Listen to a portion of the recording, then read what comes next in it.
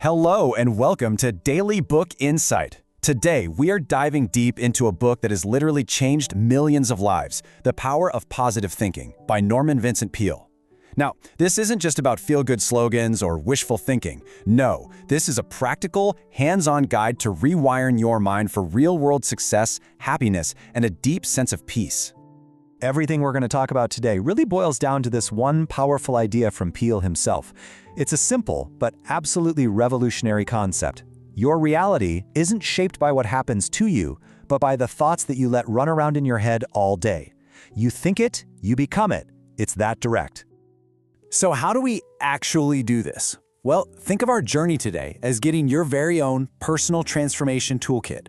We'll start by building a strong foundation. Then we'll load you up with some powerful mental tools and get the spiritual engine running. From there, we'll talk about conquering life's inevitable obstacles, creating the new reality you want, and finally, we'll hand over the keys to lasting happiness. You ready? Let's get started. All right, let's jump right into Section 1, the foundation of power. Peale makes it crystal clear that before you can achieve anything, and I mean anything, you have to believe in yourself first. All success, all happiness, it all starts by winning that battle against your inner critic and building a rock-solid foundation of confidence. So what's the big enemy here? Peale calls it an inferiority complex. But really, it's that nagging feeling of inadequacy, that little voice that whispers, "You're not good enough." You know the one.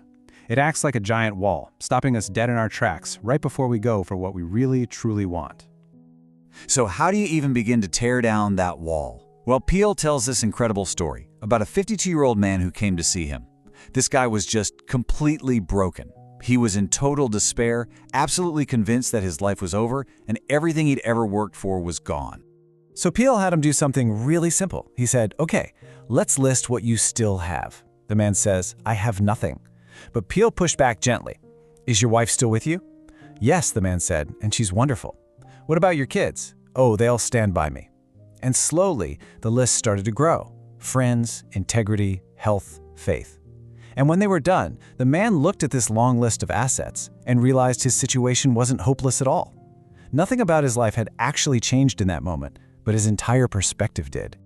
Building on that aha moment, Peale gives us a practical 7-step game plan. This is all about daily practice. A couple of my favorites are to create a super vivid mental picture of yourself succeeding and to consciously shrink your obstacles down in your mind. Oh, and this one's great. Estimate what you think you can do and then just add 10%. It's such a simple way to start pushing past those limits you've set for yourself. Okay, foundation is in place. Let's move on to Section 2, your mental toolkit. Now that we believe in ourselves, Peale gives us some amazing, concrete techniques, actual tools you can start using today to actively build a positive mind. The first tool is what he calls thought conditioning. Basically, if your mind is full of negative thoughts, it's just because they've had a lot of practice. The solution? We have to re-educate the mind. You gotta consciously, deliberately feed it positive, powerful thoughts instead. He tells this great story about a salesman whose business was just tanking because his mind was stuck in a loop of fear and defeat. So what did this salesman do? His solution was so simple, it's brilliant. He took a bunch of small cards, wrote these powerful affirmations on them, like the one you see here, and he would clip one to the dashboard of his car every single day. So as he drove around, instead of worrying, he'd memorize and repeat these thoughts of faith and courage. He literally retrained his brain, and guess what? His business and his whole life completely turned around. Now, this next tool is maybe one of the most powerful in the entire book. It's called Picturize. And listen, this is way more than just wishful thinking. This is the act of creating a super sharp, crystal clear mental image of what you want, and then holding onto that picture with everything you've got. To show us how it works, Peale tells the story of a small nonprofit magazine that was about to go completely broke.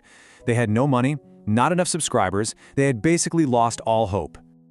So they're in this crisis meeting, and a wise woman on the board challenges them. She says, "Your problem is you're only thinking thoughts of lack." Then she asked them how many subscribers they needed to survive. They came up with this number, 100,000. Now that seemed impossible because they only had 40,000 at the time.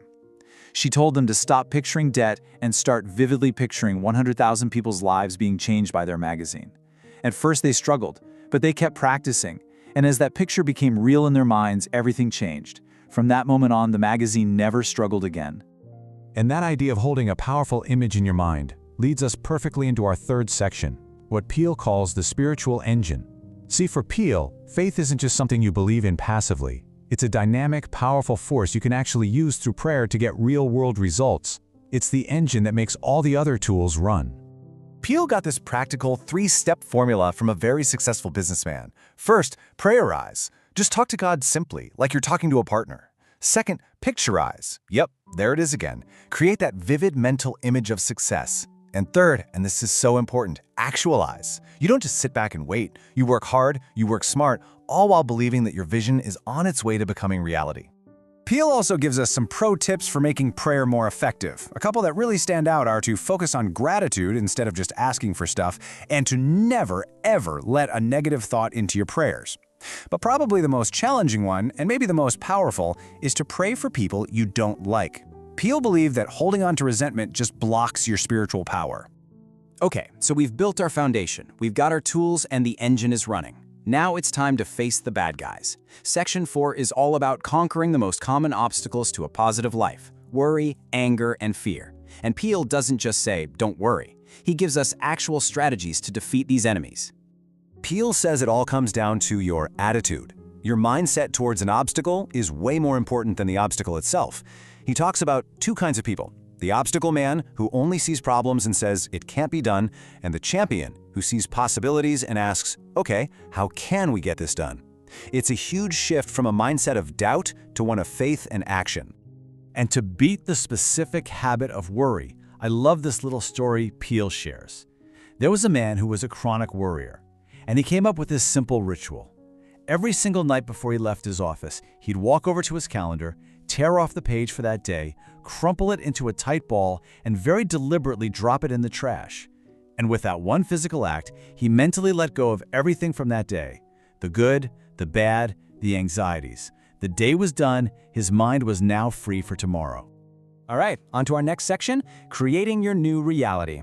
This is where we really start to see the incredible payoff of all this mental work. This isn't just about feeling a little better emotionally. It's about unlocking a real, tangible, and boundless source of energy in your day-to-day life. Get ready for a major paradigm shift. We always think it's hard work that makes us tired, right?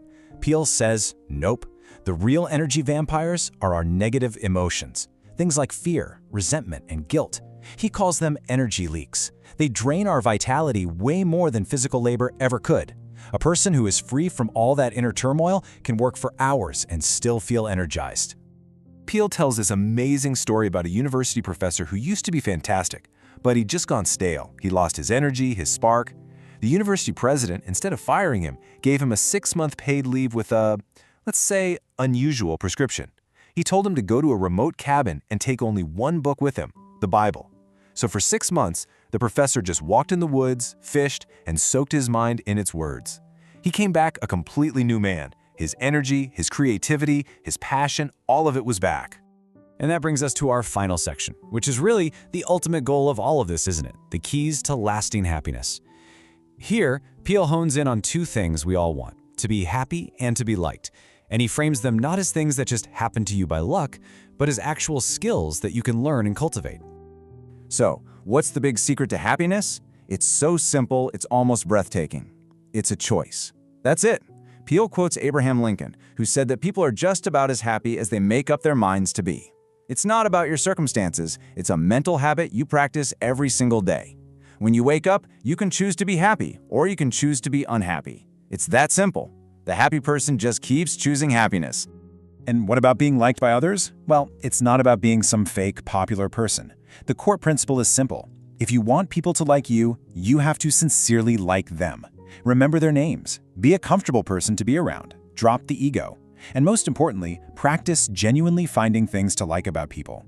Peale tells a wonderful story of a porter named Redcap #42, whose secret to being so beloved was that he genuinely prayed for his customers and tried to give them a little bit of strength and hope. So there you have it. We've covered the foundation of self-belief, the mental toolkit, the spiritual engine that drives it all, and how to conquer the obstacles to find true happiness. The principles are clear, the tools are powerful, and now they're in your hands.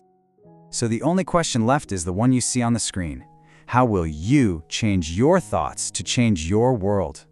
If you found this insight valuable and you're ready to make a change, do us a favor and hit that like button. Subscribe, and please share this with your friends and family, anyone who wants to upgrade their life. Thanks so much for joining us.